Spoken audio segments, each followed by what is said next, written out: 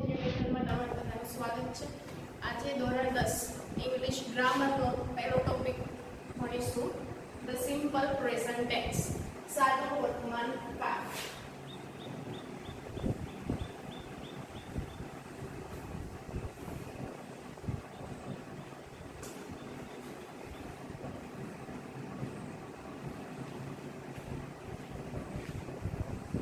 સાદો વર્તમાન કાળ કોને કહેવાય એ બધું તો આપણે આગલા ધોરણમાં બેઝિક શીખી જ ગયા છે. કાળ કોને કહેવાય, સાદો વર્તમાન કોને કહેવાય, ભૂતકાળ કોને કહેવાય, ભવિષ્યકાળ કોને કહેવાય. હવે આપણે થોડુંક એક લેવલ અપ જવાનું છે. એટલે આપણે અત્યારે સાદા વર્તમાન કાળમાં બે વસ્તુ શીખીશું. એક વર્બ ફોર્મ અને બીજું વેન, એટલે કે એનો ઉપયોગ આપણે ક્યાં કરી શકીએ. સૌથી મહત્વનો મુદ્દો કયો છે? Verb forms. એટલે કે આપણે વર્બ ફોર્મ્સ ઓળખતા શીખી જઈએ એટલે આપણને એ ખબર પડી જાય કે કયો કાળ છે. કાળમાં સૌથી મહત્વનો મુદ્દો હોય તો એ છે વર્બ ફોર્મ્સ. વર્બ ફોર્મ્સ તો આપણે એક અલગથી વર્ડ બિલ્ડિંગમાં શીખી ગયા છીએ. અહીંયા થોડુંક આપણે બેઝિક જોઈ લઈએ. તો એના અહીંયા આપણે અત્યારે બે ઉપયોગ છે. એના ત્રણ પ્રકાર, તો અહીંયા આપણે બે પ્રકારનો ઉપયોગ કરીશું.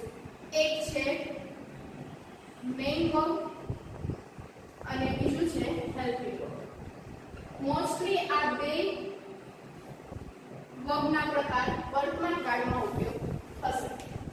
હવે મેઇન વર્બ. મેઇન વર્બ કોને કહેવાય? તો કે ખાવું, પીવું, ચાલવું, જે કરતાની ક્રિયા હોય એ બધી કેમાં આવે? મેઇન વર્બમાં. અને બીજું છે હેલ્પિંગ વર્બ. આના શબ્દો પરથી જ આપણને ખબર પડી જાય કે આ કેવા શું માંગે છે. હેલ્પ એટલે સહાય, હેલ્પિંગ વર્બ એટલે સહાયકારક ક્રિયાપદ. હવે વર્બના કેટલા પ્રકાર પાડી શકીએ? તો કે 5 પ્રકાર પાડી શકીએ. એક V1, V2, V3, V4 અને V5. Okay, I got it.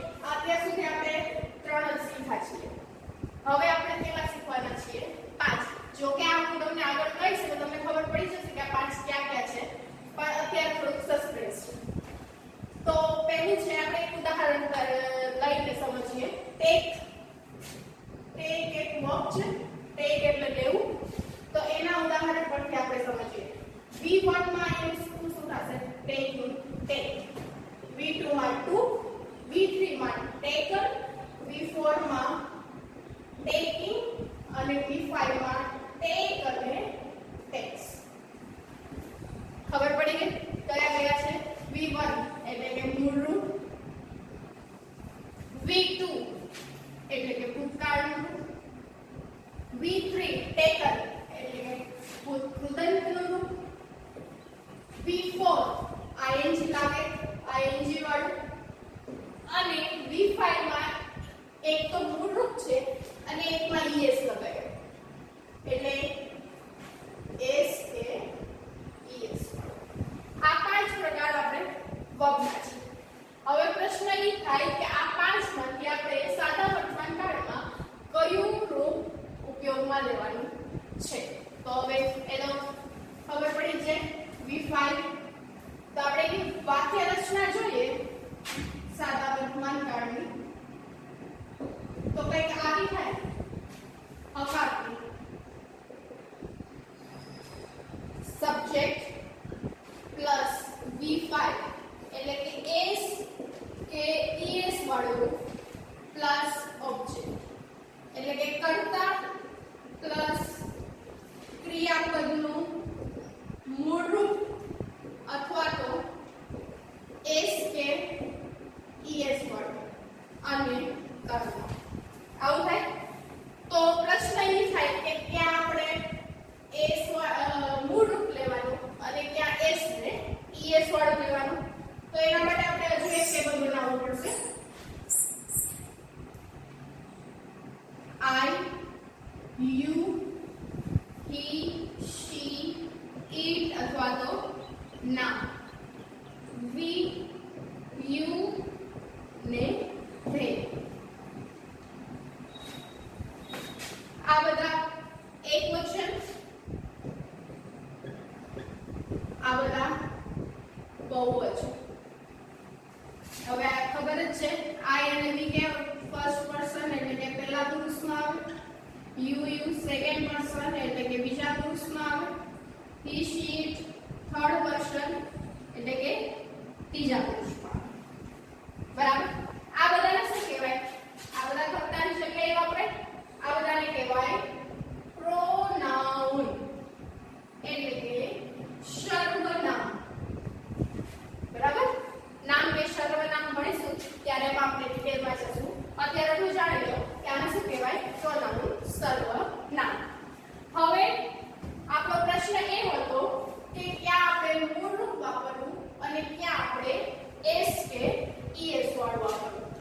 તો આ બધા છે ને I we you they આ બધામાં આપણે વાપરવાનું છે મૂળ.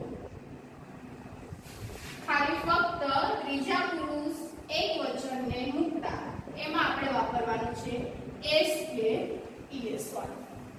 વોટ ઇઝ આ બધું બેઝિક છે. આપણે જ્યાંથી સાદો વર્તમાનકાળ શીખીએ, આઈ થિંક 7મા ધોરણથી સાદો વર્તમાનકાળ આવે ત્યારથી આ બધું આપણે ભણતા આવીએ છીએ. આ કોઈ મોટી વાત નથી. બરાબર. હવે અહીંયા હકાર વાક્ય રચનામાં આપણે કરતા આપણને ખબર પડી ગઈ કે સર્વનામ અથવા તો નામ આમાં કંઈ પણ વાપરી શકીએ. પછી ક્રિયાપદો મૂળરૂપ અને એસ કે ઈએસ વાળું પણ ખબર પડી ગઈ કે ક્યાં આપણે મૂળરૂપ લગાડવાનું અને ક્યાં આપણે એસ ને ઈએસ. પછી આવે કર્મ. કર્મ હંમેશા ક્રિયાપદને અનુરૂપીને હોય. eating mango.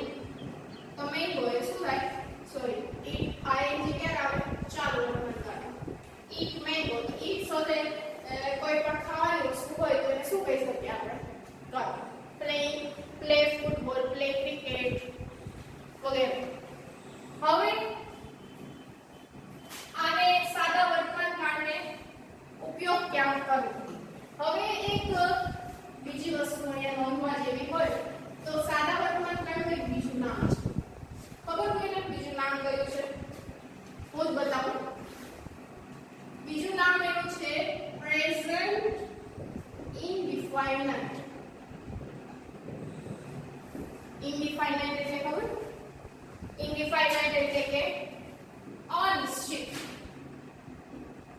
અથવા તો ગણિતની ભાષામાં આવતું છે ઇનડિફાઇનાઇટ એટલે કે અવ્યાખ્યાયિત, જે વ્યાખ્યા કરી શકાય નહીં. તો સાદા વર્તમાનકાળનું બીજું નામ શું છે? પ્રેઝન્ટ ઇનડિફાઇનાઇટ. એ શું કામ? તો આપણે એક એક્ઝામ્પલ લઈને જોઈએ. Mukesh goes to market every Sunday. Mukesh દર રવિવારે માર્કેટ જાય છે. બરાબર. આ એક વાક્ય થયું. હવે આના ઉપરથી આપણે એમ કહી શકીએ કે મુકેશ ભૂતકાળમાં પણ જતો હતો દર રવિવારે માર્કેટ, ભવિષ્યમાં પણ જવાનો છે અને અત્યારે પણ જાય છે. આ વાક્ય આપણને ત્રણેય કાળમાં સૂચવે છે. તો આપણે આને વ્યાખ્યાયિત ન કરી શકીએ કે આ પરફેક્ટલી કયા કાળમાં આવી શકે. એટલા માટે સાદા વર્તમાનકાળને શું કહેવાય? પ્રેઝન્ટ ઇનડિફાઇનાઇટ. હવે એક બીજું ઉદાહરણ આપું.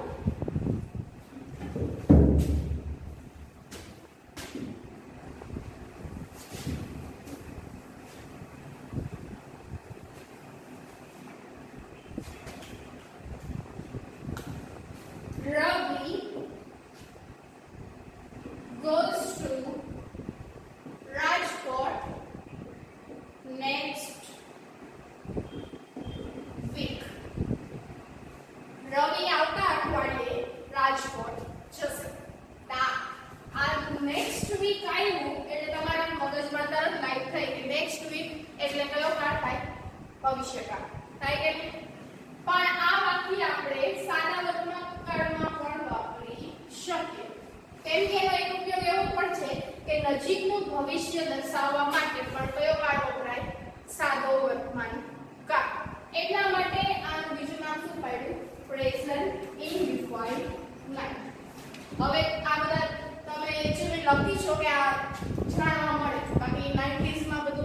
હતું ને ઇન્ડેફાઇનાઇટ ને ત્યારે એક જ બાબત હતું કે સાદો વર્તમાન કાળ. હવે જેમ જેમ આગળ ડેવલપમેન્ટ થતું જાય એમાં નવા નવા શબ્દો આવતા જાય.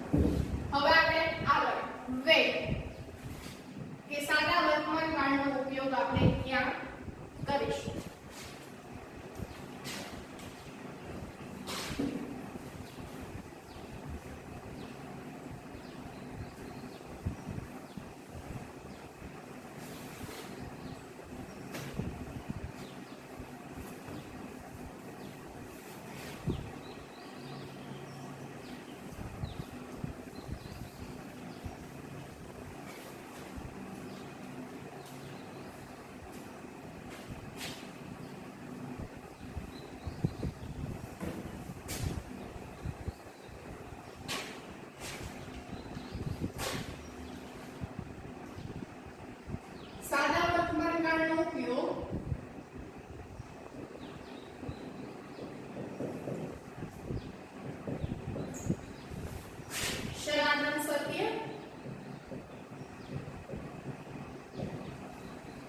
નિયમિત ક્રિયાઓ, રોજિંદી ક્રિયાઓ,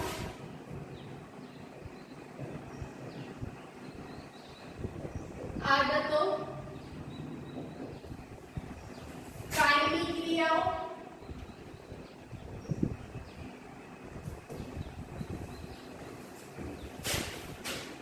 દર્શાવવા માટે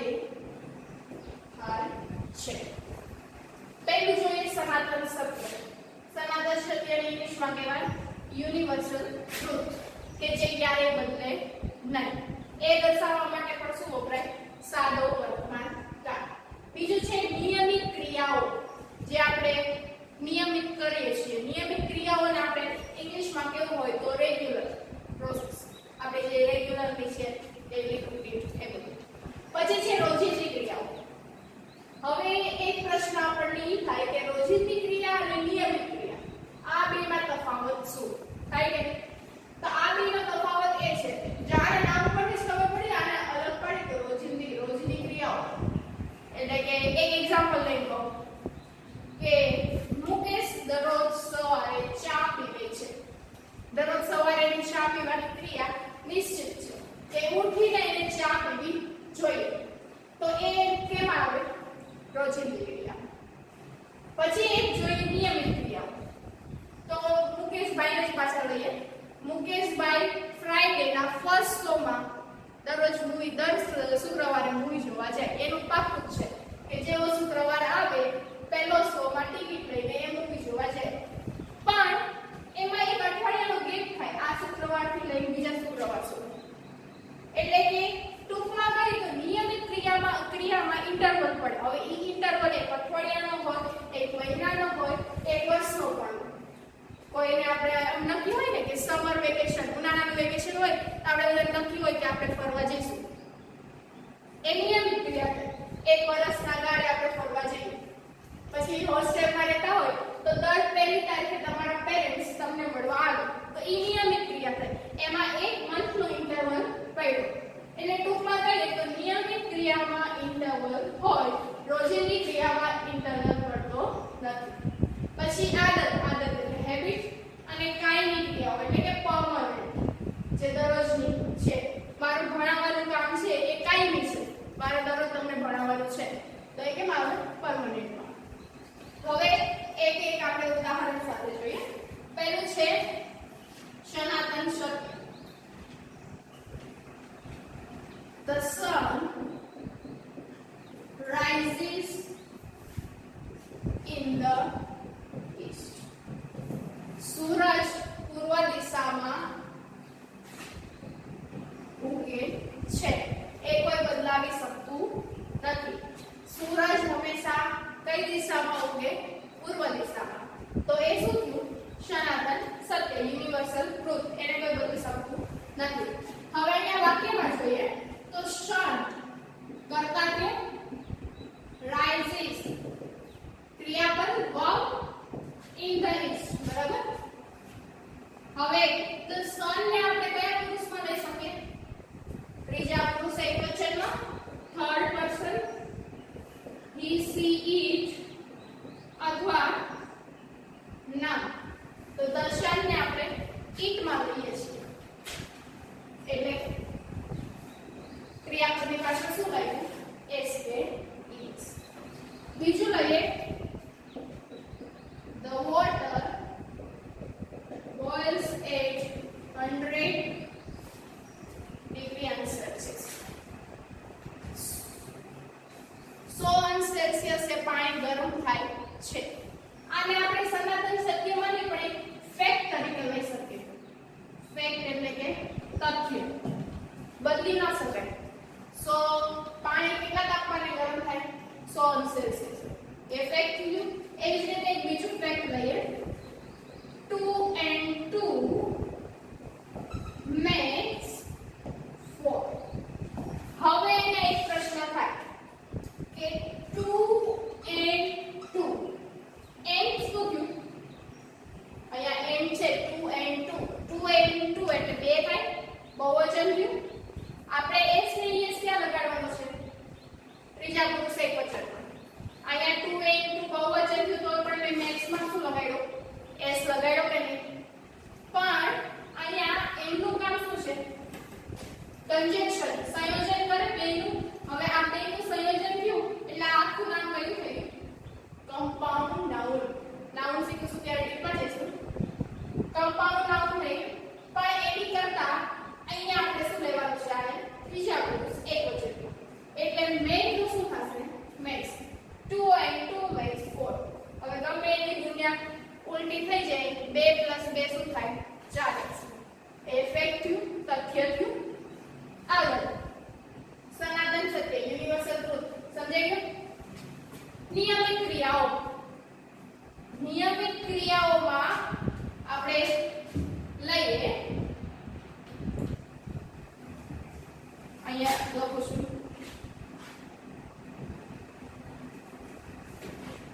Ravi reads newspaper every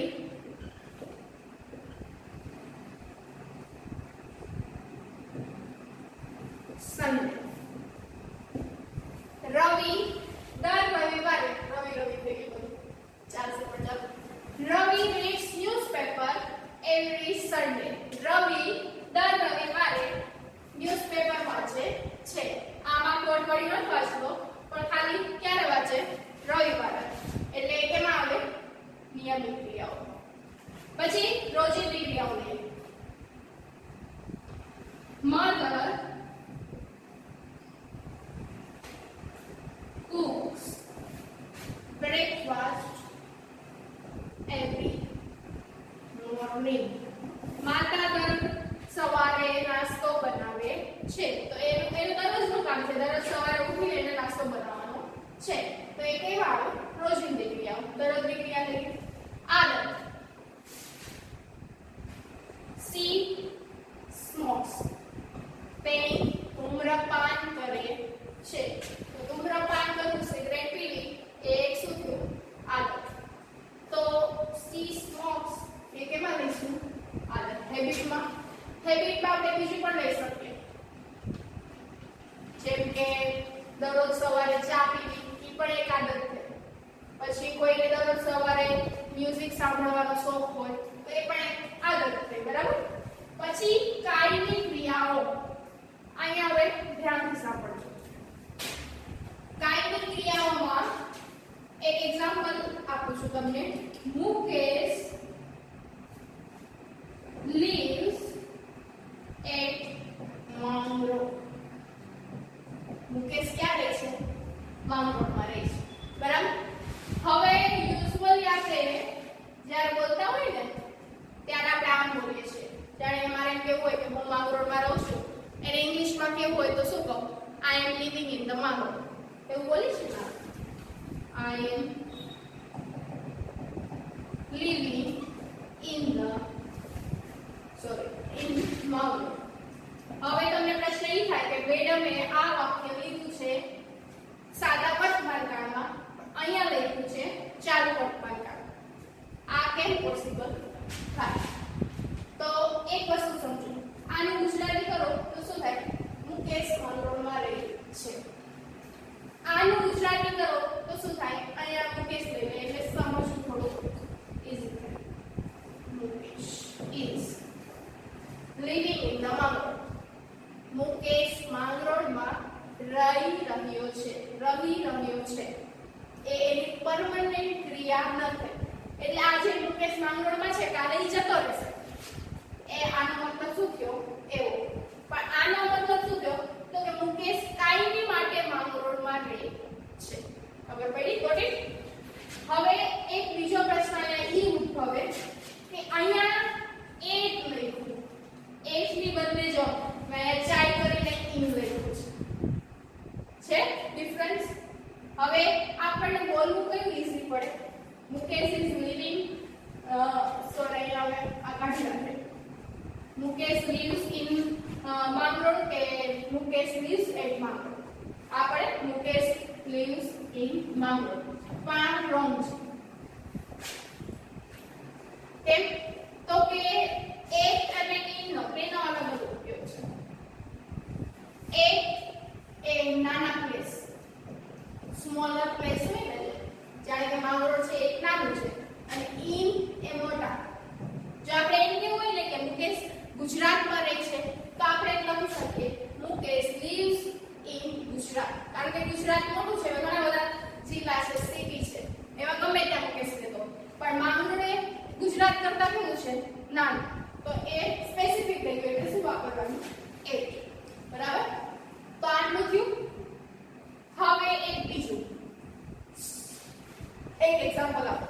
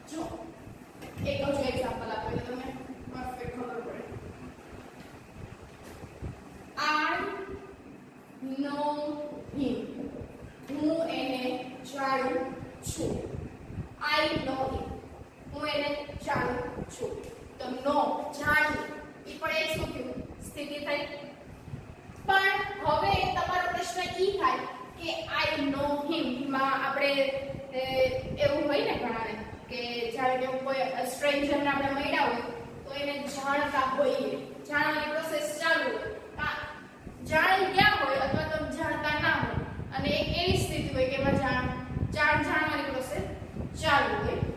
તો હવે એમાં આપણે સમજીએ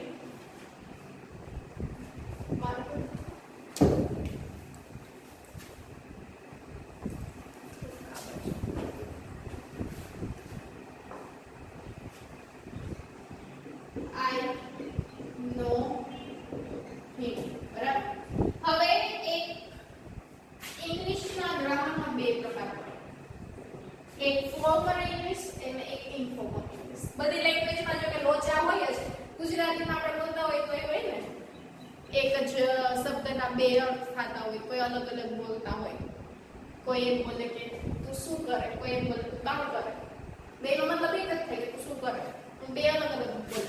એમ ઇંગ્લિશમાં એક હોય બધામાં દૂરથી દૂર ડુંગર રણિયામણા લાગે એવું જ હોય બધે.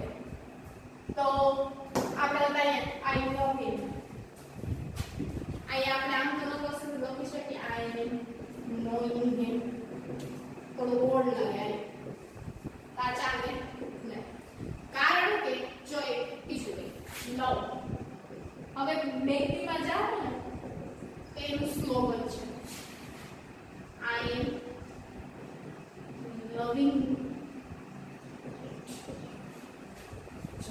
આ એ સ્થિતિ છે લવ એક સ્થિતિ છે તો એને આપણે દિવાળી ન લખો આઈ એમ લવિંગ ઇટ તો એ ખોટા તો ન હોય કે એટલી મોટી બ્રાન્ચ લઈને બેઠા હોય એના વાક્ય આનું સ્લોગન છે સ્લોગનમાં અમે સે રાઈટ રાખે તો આ બધું બોલવામાં કેવું લાગે સાચું લાગે આપણે વોટ્સઅપ લેંગ્વેજ કેમ કરીએ ગુજરાતીનું ઇંગ્લિશમાં ટાઈપ કરીએ આ એના જેવું છે બરાબર હવે આગળ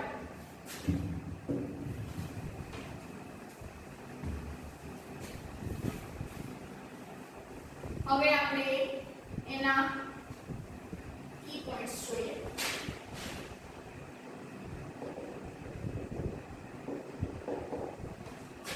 એક છે ઓલવેઝ સમટાઈમ યુઝ્યુઅલી બીજું લઈએ આપણે hardly rarely often daily review never અને percentage માં આપણે ડિવાઇડ કરશું એમાં એડવર્બ ઓફ ફ્રીક્વન્સી માં અહીંયા આપણે આમ જ જોઈ લઈએ ડેઈલી એટલે કે દરરોજ and I go to school daily દરરોજ સ્કૂલે જાઉં છું અથવા તો એવરી ડે વિચાર અહીંયા એવરી ડે માં છે ને એવરી વાળા બધા જ every day morning night afternoon every Diwali every summer every monsoon બધું જ આવે બરાબર પછી ઓલવેઝ ઓલવેઝ એટલે હંમેશા સમ ટાઈમ આ બધા શબ્દ આપણે જોતા જ એવું લાગે સરખા સરખા ભાઈબંધો જ જોતા તો સમ ટાઈમ ક્યારેક યુઝ્યુઅલી એટલે ક્યારેક હાર્ડલી આનાથી ઓછું રેરલી એનાથી ઓછું ઓફટેન એટલે ક્યારેક પછી એક રહે છે પરહેપ્સ